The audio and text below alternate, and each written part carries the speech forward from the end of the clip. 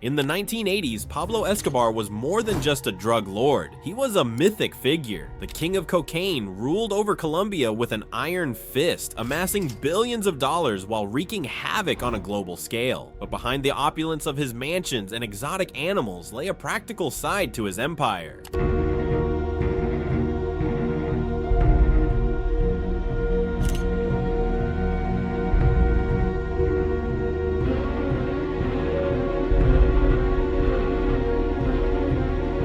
One that relied on tools as simple as a vehicle. Among the luxury cars and racing machines in his collection stood an unlikely hero of the cartel's operations, the Toyota Land Cruiser. The Toyota Land Cruiser wasn't just a car, it was a lifeline for Escobar's cartel. Nicknamed Narco-Yodas by locals, these rugged off-roaders became synonymous with the drug trade during the height of Colombia's cocaine boom. Their reputation wasn't built on flashy appearances or speed, but on their ability to conquer Colombia's unforgiving terrain.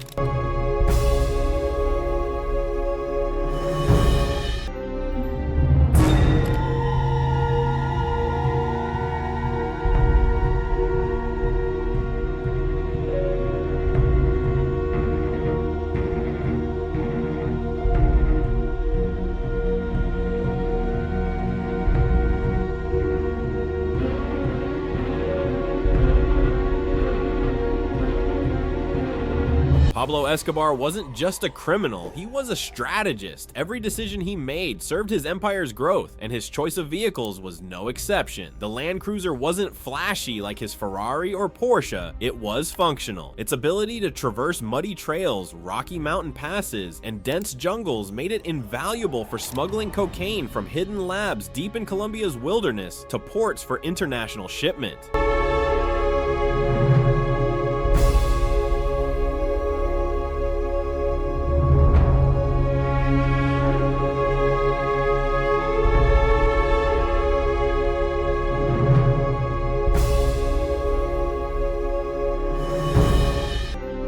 These vehicles became mobile fortresses for Escobar's operations. Their spacious interiors weren't just used for transporting drugs. They were also used to ferry armed militia members who protected smuggling routes from rival cartels and government forces.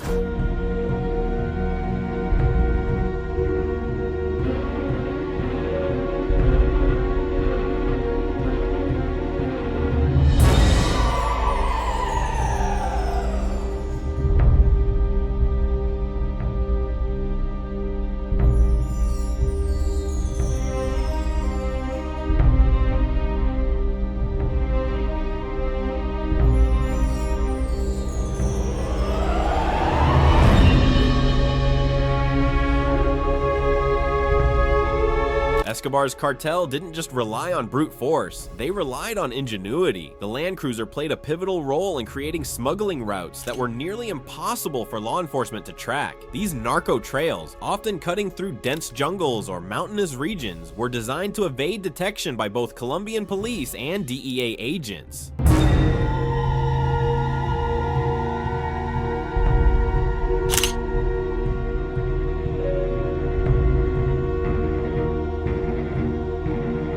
Land Cruiser's dominance in Escobar's operations didn't go unnoticed. Law enforcement agencies began associating these vehicles with cartel activity, dubbing them Narco-Yodas. Their ubiquity in smuggling operations made them both an asset and a liability for Escobar. By the late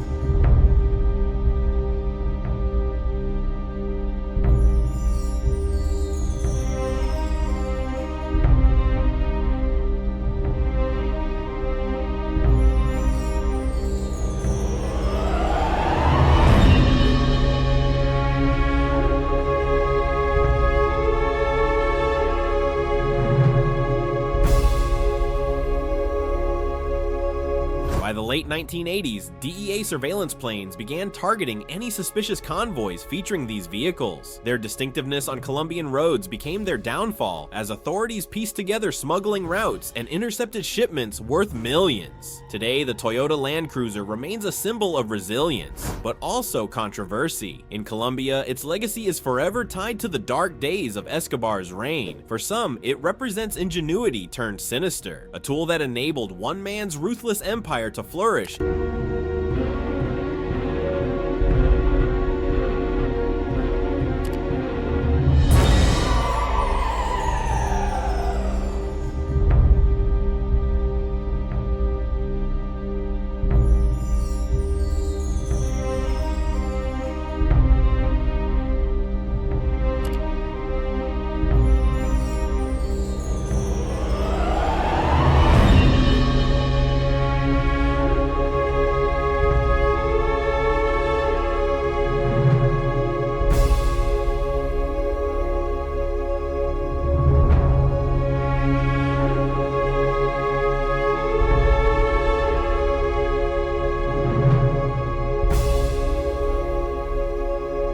Pablo Escobar's world, even something as ordinary as a car could become extraordinary, a tool for domination, survival, and ultimately destruction. The Toyota Land Cruiser wasn't just a vehicle, it was a weapon in his arsenal, a silent witness to one of history's most infamous criminal empires.